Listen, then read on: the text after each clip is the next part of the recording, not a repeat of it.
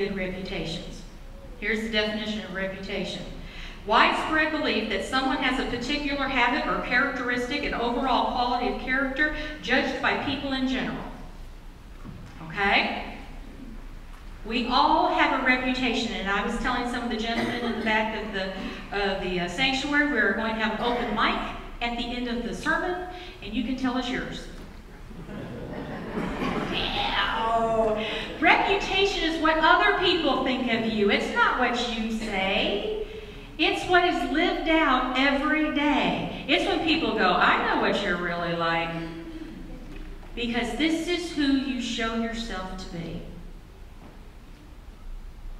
What is your reputation in this town and community? Okay, this is the part where you look down and don't look at me. Okay. Have you a wall around you? Come here, Carol. You're my Vanna. You got to come do this. After the sermon, you get sweet tart Legos. Okay? I will be standing in the back with a bowl. I want you to take at least 4 because they actually build stuff, and then you get to eat them. Okay. That is the wonderful part about being a children's pastor. You find every candy in the world available to anyone. Okay. I want to know when you are building your very own wall, which is what we do, is it of anger?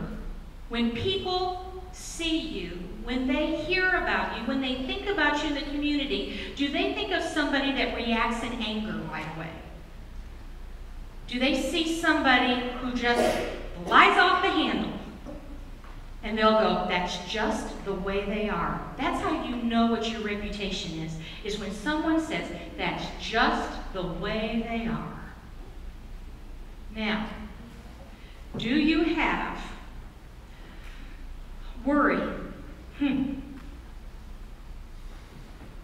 you worry about everything? That's a sign of fear. If you worry like crazy and that's what people think, guess what? That's part of your wall. And then we have resentment because you didn't get what you needed and life is not fair. I spent yesterday at lunch with my daughter who sounded off for a good half hour because there was a gal getting treatment from the department that was not fair. That just rose in Taylor. Oh my word, the injustice of it all. How dare she? How could she? And I said, welcome to life, baby. It's not fair. So are you going to be ate up alive with resentment because life's not fair? Because this is a fallen world? And then you're going to show that you do not trust in God?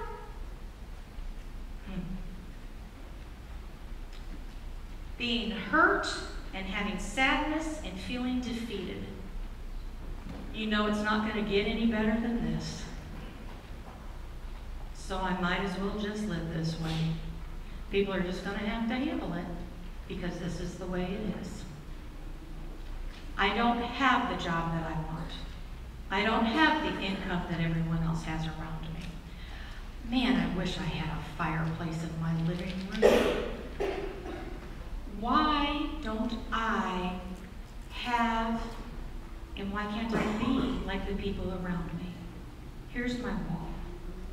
But what if I take this and I turn it to contentment?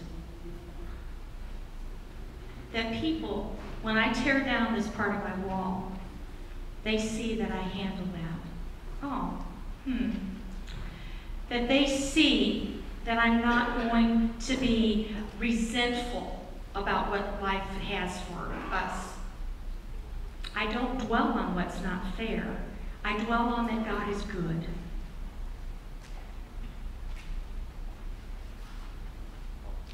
I stop worrying. I actually trust God and I don't live a fearful life because I know who's in charge. No need to fuss. He knows what he's doing. And all that anger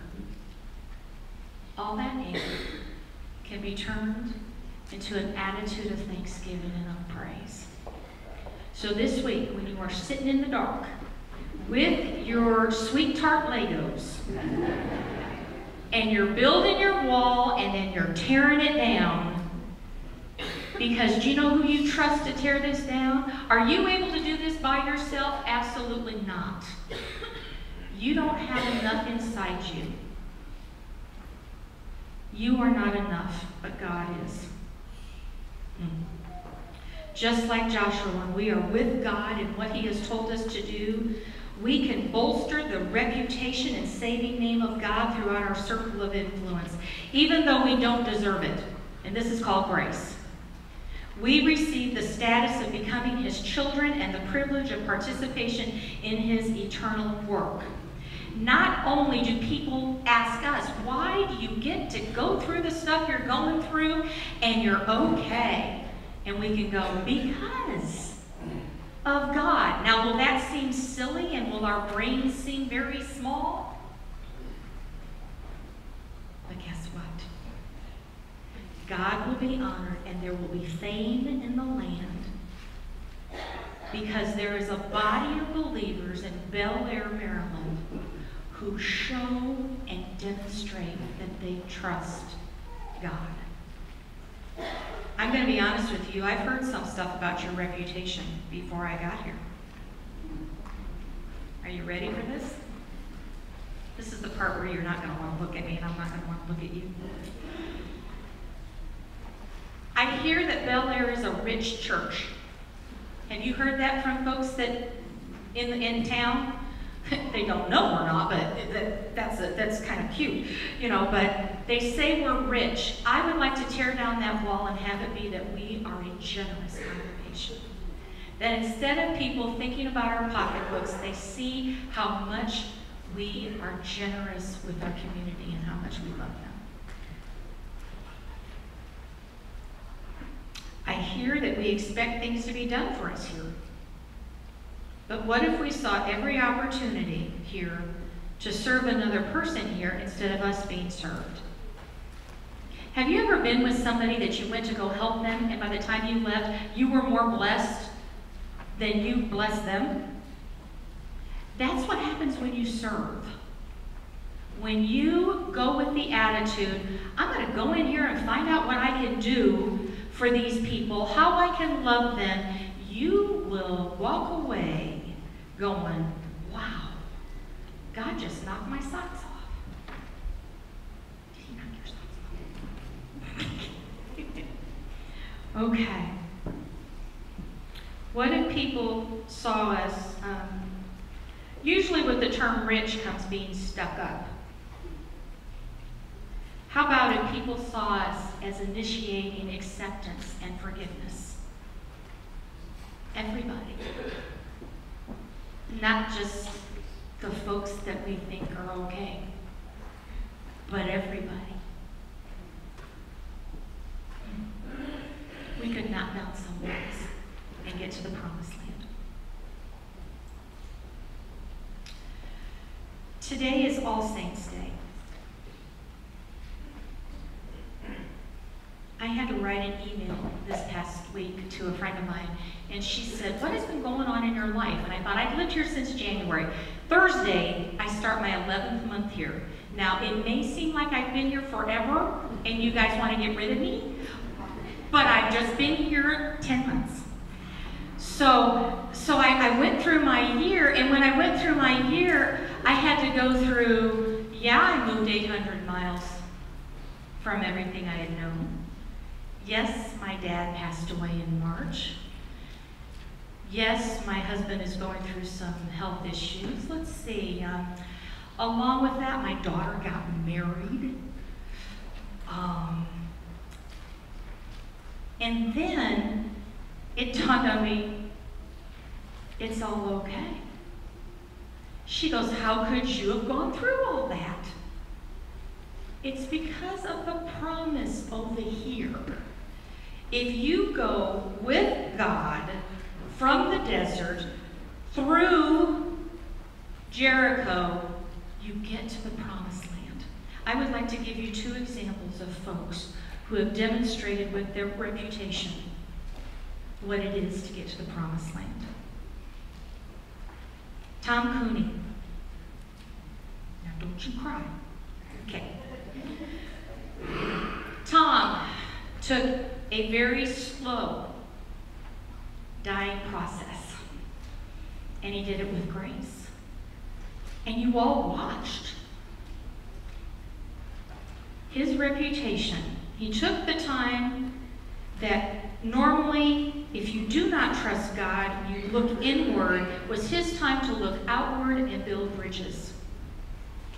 He sought and he granted forgiveness. He allowed people to see that he was with God and that he knew God, and he demonstrated this by loving his family and his friends and his community. It shows. People notice that. Fran Bowman, who demonstrated that her illness was not her identity. How many times do we build a wall for other people by saying, now you're sick. Now you are incapable of helping with this. Now you must act like this. No. We should not build those walls around our loved ones. She saw her identity not in her illness, but by loving others as Christ loved the church.